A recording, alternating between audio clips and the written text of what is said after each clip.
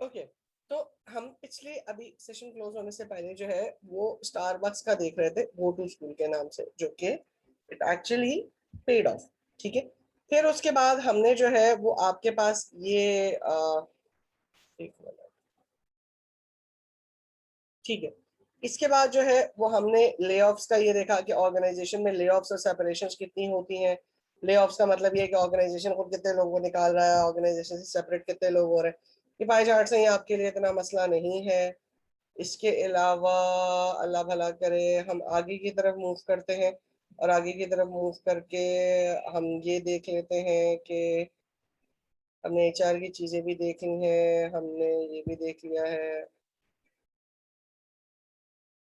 अच्छा, हमने ये भी देख लिया है।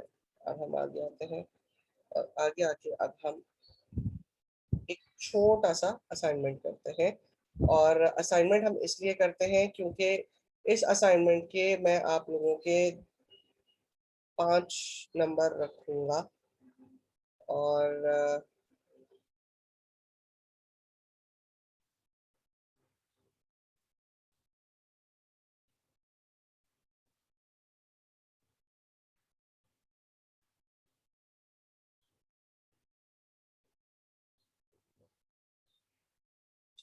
नहीं आएगा।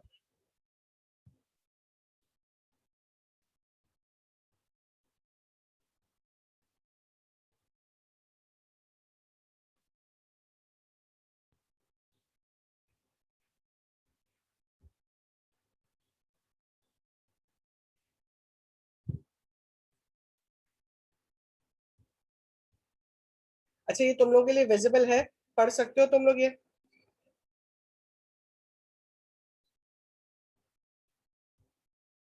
Azhar, Furqan, yes sir. Visible है, पढ़ सकते हो? Your voice is not Audible. Furqan, आवाज नहीं आ रही मेरी क्या? सर अब आ रही है सर, पहले नहीं आ रही थी। अच्छा, ओके, ठीक है। अच्छा, अब हम करते क्या है, ये एक छोटा सा असाइनमेंट है तुम लोगों का। अब ये असाइनमेंट देखो, ये एक तुम्हारी केस स्टडी है, ठीक है। 10, ये इस वक्त टाइम हो रहा है 10:05। ठीक है, अब आपको करना क्या है, आपको करना ये है कि इसके अंदर 3 सवाल है। सवाल मैं आपको रिपीट कर देता हूँ। How could a human resource manager help flyover to get maximum benefit from the motivational efforts described in the case? एक सवाल। दूसरा सवाल, do you think outsourcing would be harder on employees in small companies such as RadioWave than a large corporation? Why or why not? How could HRM help to smooth the transition? तीसरा सवाल, what additional develop, तीसरा छोड़ दो, what additional develop के ऊपर अभी हम नहीं जाते। ये 2 सवाल है। What you have to do is that इन दोनों सवालों के आंसर्स आप जो है वो लिखोगे, और इन दोनों सवालों के आंसर्स लिख के आप जो है वो अभी मेरे साथ शेयर करोगे। यानी कि अभी हम जो है इन दोनों सवालों के जवाब डिस्कस करेंगे, और डिस्कस करके हम इसको आगे करेंगे। दिस इज योर असाइनमेंट, और इस असाइनमेंट के ऊपर मैं आप लोगों को मार्क करूंगा। ठीक है, तो अभी 10:06 हो रहे हैं, 10 मिनट ले लो। बल्कि 1 मिनट रुको, परिनाज भी आ गए हैं, मैं परिनाज को भी बता देता हूँ, तो फिर एक साथ कर लेते हैं। 1 मिनट रुको।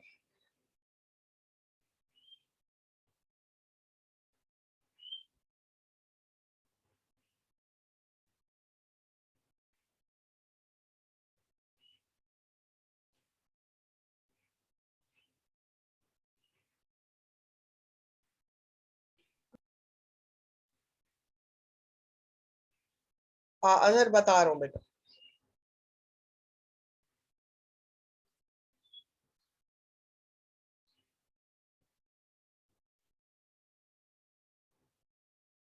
ओके, परी बेटा, आपको मेरी आवाज आ रही है? पहले तो मुझे ये कंफर्म करो, और जो सामने लिखा हुआ है ये आपको नजर आ रहा है? ये 2 चीजें मुझे कंफर्म करो जल्दी से।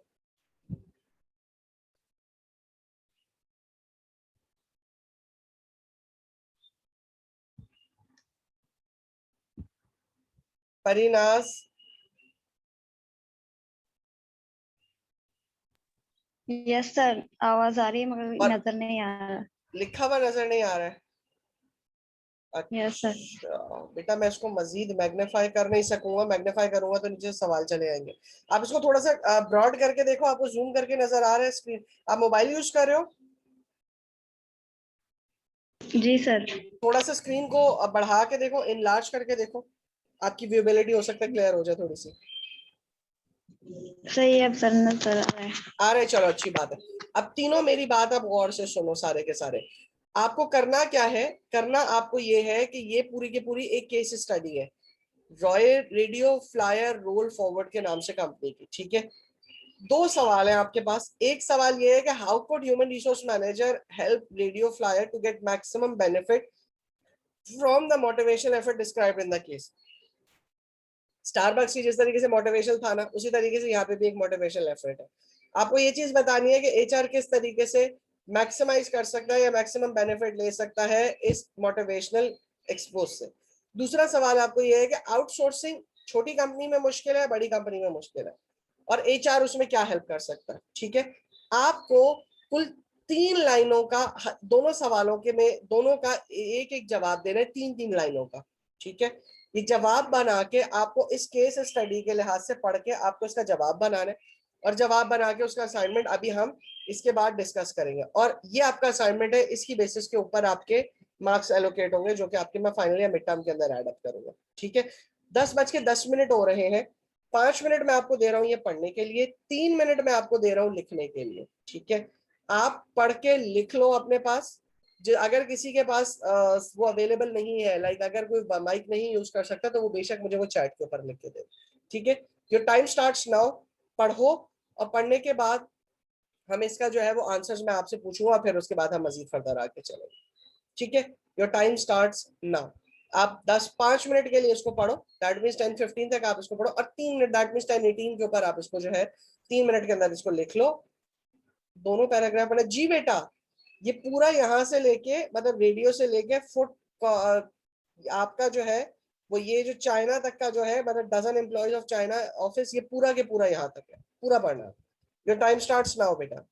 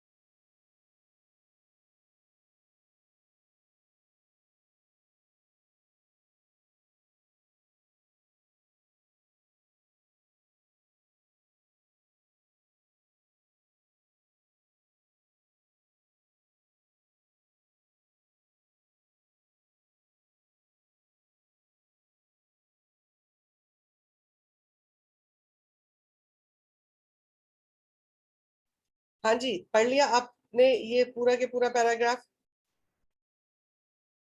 अजहर, फुरकान, परीनाज, बेटा पढ़ लिया आप लोगों ने ये पूरा के पूरा?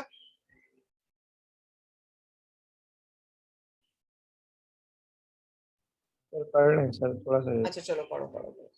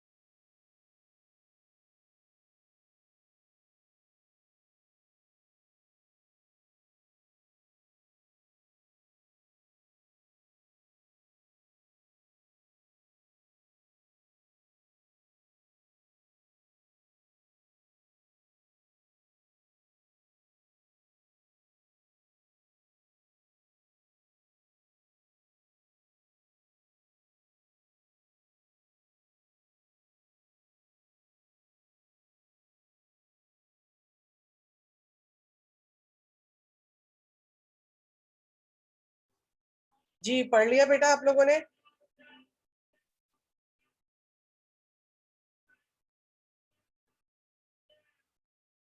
बेटा पढ़ लिया?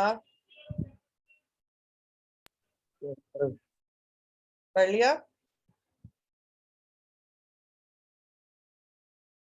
बेटा हाँ बोलो ना बोलो, कुछ तो बोलो। पढ़ लिया? अजहर, फुरकान पढ़ा बेटा? Yes sir. चलो ठीक है।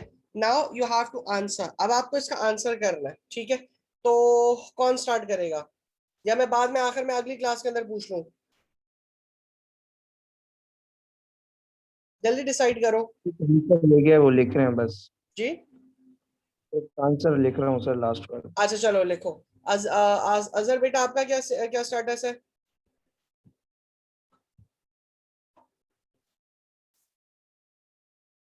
अजहर और परिनाज आप लोग मुझे लिख के दे दो आगे की तरफ, ताकि हम मैं आगे की तरफ जो है वो मूव करूं।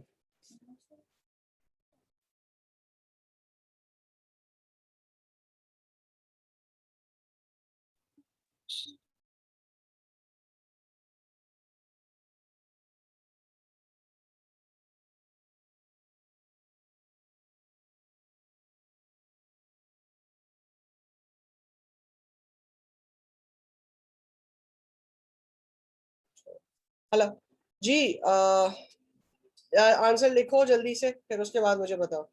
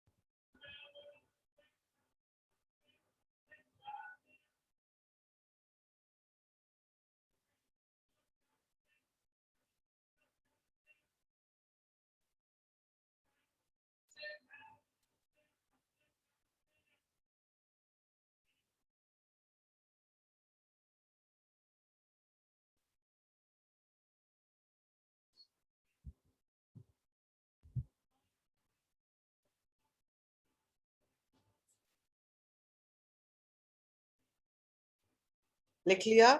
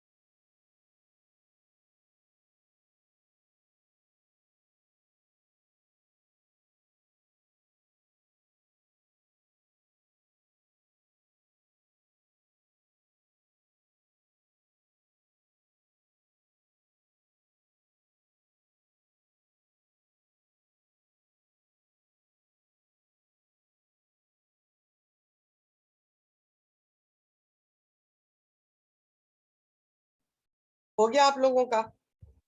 लिख लीजिए जवाब।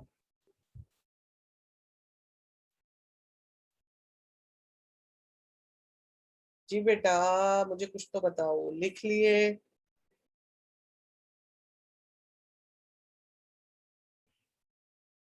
ओके, ठीक हो गया। फुरकान ने लिख लिया। अजहर लिख लिया बेटा?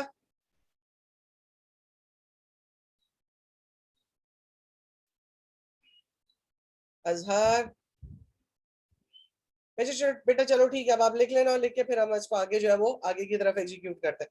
अब हम बेसिकली जो है वो एचआर के प्रॉपर फंक्शंस की तरफ आते हैं, और प्रॉपर फंक्शंस की तरफ आके अब हम एचआर के जो है कोर एरियाज को, या जैसे हमने लास्ट टाइम फंक्शनल एरिया की बात की थी, उन फंक्शनल एरिया के अंदर हम जो है वो वर्किंग की बात स्टार्ट करते हैं। तो सबसे पहले जो एचआर का काम होता है, या एचआर का जो एक अमंग मेनी एचआर फंक्शन, जो एक इंपॉर्टेंट या क्रिटिकल एचआर फंक्शन होता है, वो आपका वर्क फ्लो एनालिसिस होता है। और उसके साथ आपका ऑर्गेनाइजेशन स्ट्रक्चर की डिजाइनिंग होता है। वर्क फ्लो एनालिसिस क्या होता है? सबसे पहले आपको ये चीज अंडरस्टैंड करनी होती है। वर्क फ्लो एनालिसिस या वर्क फ्लो डिजाइन का मतलब ये है कि आप तमाम के तमाम ऑर्गेनाइजेशन के प्रोसेसेस को एनालाइज करते हैं। कौन से प्रोसेसेस जो कि नेसेसरी होते हैं आपकी प्रोडक्शन के लिए, किस चीज की प्रोडक्शन के लिए? आपके प्रोडक्ट और सर्विसेज के लिए। और उस वर्क प्रोसेस को, उन तमाम की तमाम एक्टिविटी या प्रोसेसेस को एनालाइज करने के बाद आप वो तमाम के तमाम टास्क और वो तमाम के तमाम ड्यूटीज या रिस्पॉन्सिबिलिटीज जो कि क्रिटिकल होती हैं, जो कि इंपॉर्टेंट होती हैं उस जॉब को परफॉर्म करने के लिए, वो असाइन करते हैं किसी इंडिविजुअल को या किसी कैटेगरी को जो कि अल्टीमेटली उस जॉब को परफॉर्म करता है और परफॉर्म करके डिजायर्ड गोल को अचीव करता है। ठीक है, जॉब जो है वो डिस्क्रीट भी हो सकती है, लाइक जो वर्क फ्लो प्रोसेसेस है वो डिस्क्रीट भी हो सकते हैं। डिस्क्रीट का मतलब सेपरेट या यूनिक भी हो सकते हैं, और कॉन्टिन्यूस भी हो सकते हैं। कॉन्टिन्यूस का मतलब ये रेकरिंग भी हो सकते हैं। एक बंदा भी परफॉर्म कर सकता है और मल्टीपल बंदे भी वो प्रोसेस को परफॉर्म कर सकते हैं। इसके बाद जो सेकंड चीज आपके पास होती है वो ऑर्गेनाइजेशन स्ट्रक्चर होती है। ऑर्गेनाइजेशन स्ट्रक्चर का मतलब ये होता है कि आपका फॉर्मल नेटवर्क जो है वो डिजाइन किया जाता है, जिसमें आप ये चीज डिफाइन करते हैं कि आपकी ऑर्गेनाइजेशन की रिपोर्टिंग लाइंस या आपके ऑर्गेनाइजेशन के इंटरकनेक्शंस किस तरीके से हैं।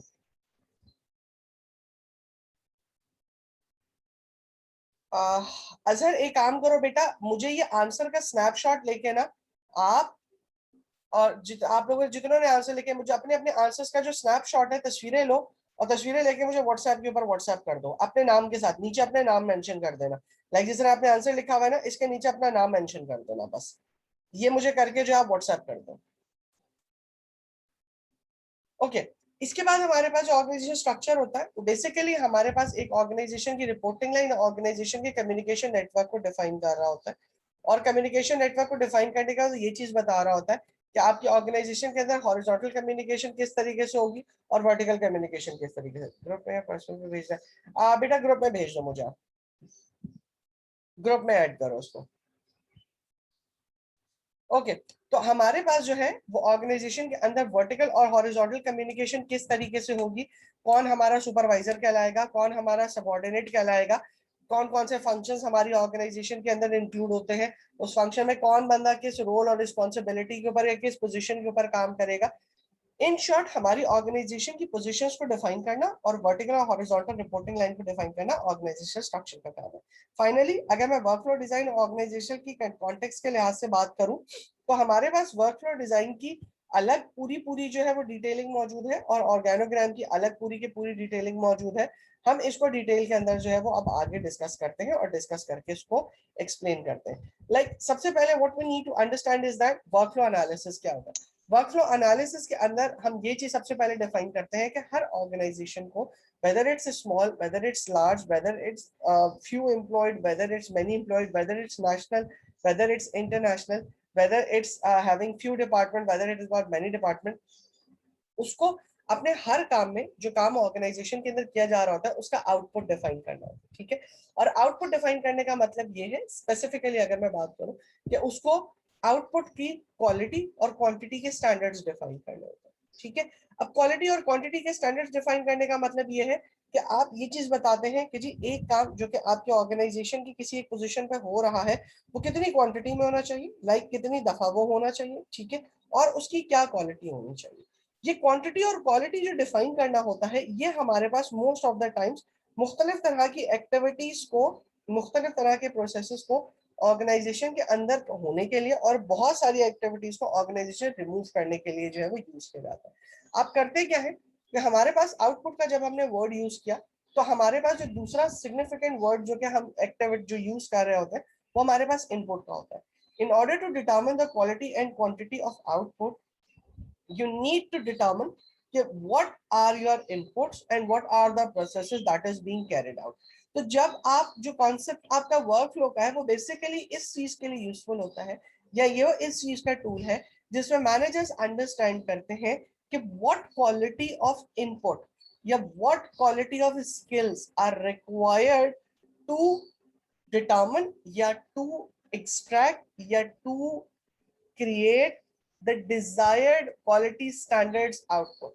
हमें इनपुट किस तरह का रिक्वायर्ड है कि हम जो क्वालिटी एंड स्टैंडर्ड आउटपुट की बात करते हैं वो डिजायर्ड हमारे पास पहुंच जाए। तो इस चीज को डिफाइन करने के लिए, मतलब इस चीज को एक्सप्लेन करने के लिए हम सबसे पहले ये चीज समझते हैं कि इनपुट क्या होता है, सॉरी आउटपुट क्या होता है। सबसे पहले तो हमें ये चीज डिफाइन करनी, ये आपका प्रोसेस फ्लो, ये आपका पूरा की पूरा चार्ट है जिसमें आप वर्क फ्लो प्रोसेसेस किसी एक एक्टिविटी का देखते हैं और उस एक एक्टिविटी के ऊपर हम जो है एनालिसिस करते हैं।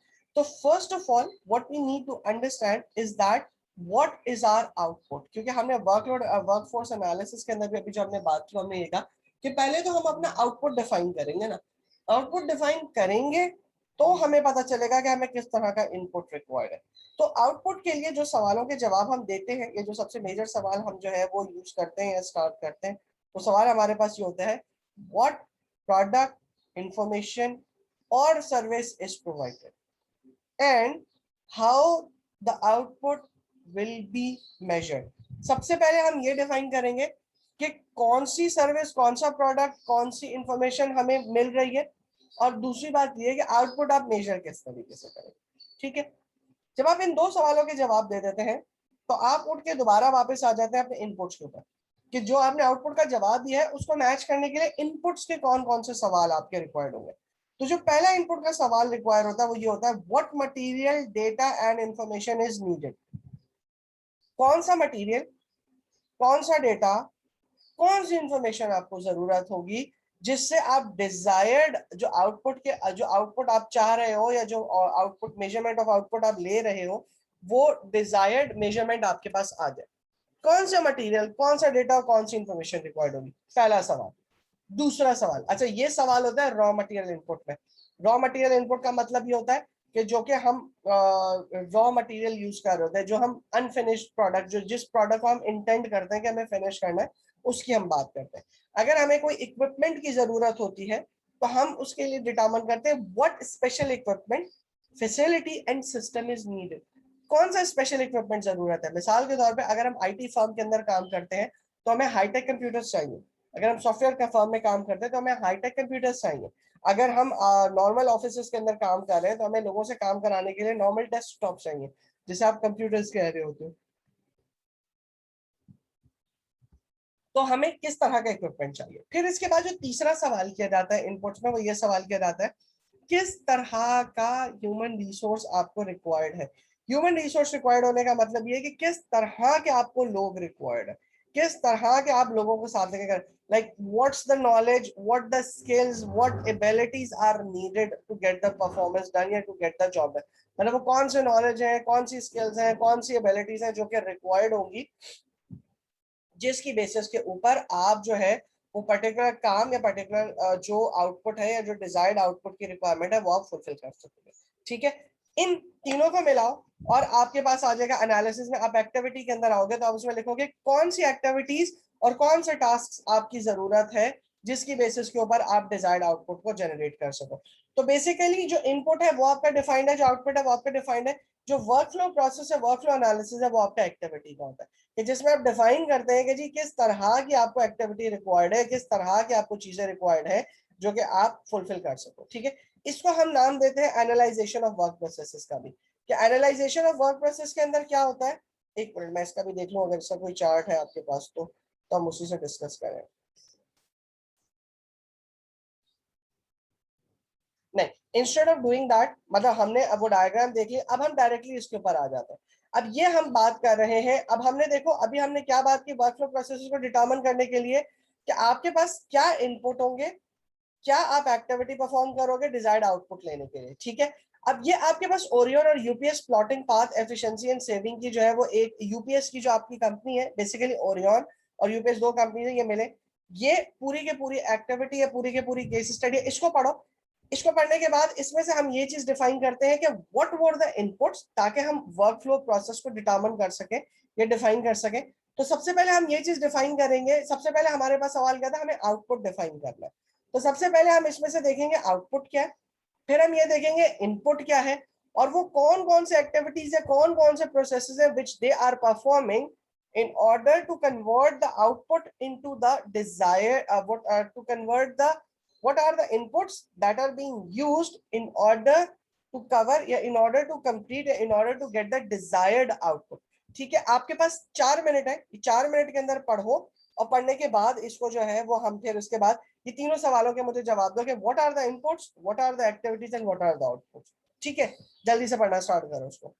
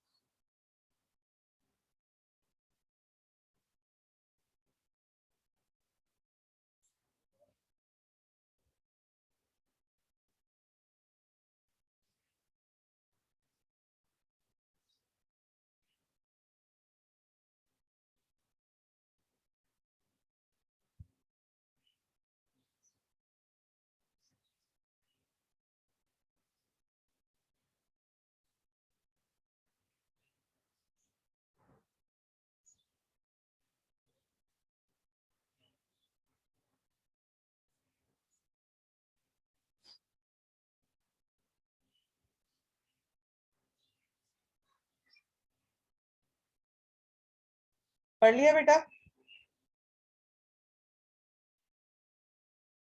बेटा पढ़ लिया? परिनाज बेटा आपकी आवाज नहीं आई, मुझे टाइप कर दो।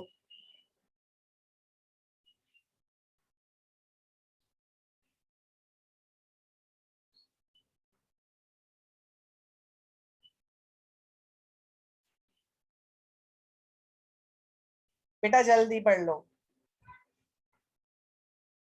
ओके सर, पढ़ लिया आपने, ठीक है, थैंक यू बेटा।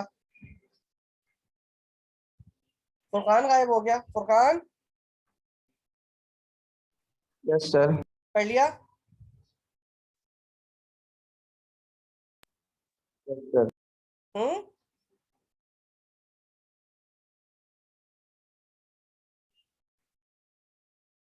ओके ठीक हो गया फुरकान। परिनाज पढ़ लिया बेटा आपने? अच्छा चलो, I have got like 1 minute left. मैं ये सेशन क्लोज कर रहा हूँ और फिर नेक्स्ट सेशन के अंदर हम इसको जो है वो लेके आगे चलते हैं। मैं ये सेशन क्लोज कर रहा हूँ, नेक्स्ट सेशन के अंदर आ रहे हैं, आप फौरन लॉग इन कर लेना।